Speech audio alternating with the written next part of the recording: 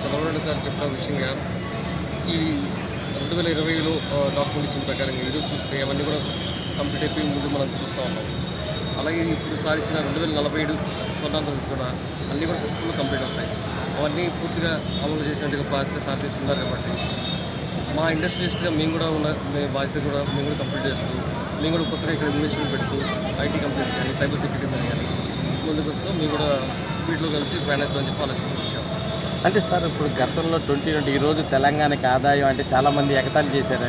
హైదరాబాద్లో హైటెక్ సిటీకి కడితే ఎవరు వస్తారు ఏంటి అన్నది. ఈరోజు అది రాష్ట్రానికి ఆదాయంగా కనబడుతుంది తెలంగాణకి. ఇప్పుడు చంద్రబాబు నాయుడు 2047లో ఆంధ్రప్రదేశ్ నుంచి చెప్పడంపై మీకు ఎలా అనిపిస్తుంది? అప్పుడు ఎవరైతే అవహేళన చేశారో వాళ్ళకి ఈరోజు ఉపాధి తీసుకుంటూ సంపాదించుకుంటూ వస్తున్నారు వాళ్ళంతా. అలాగే సేమ్ కైండ్ ఆఫ్ కండిషన్ ఇక్కడ ఇన్వెస్ట్ చేయడానికి ఈజ్ ద రైట్ ప్లేస్.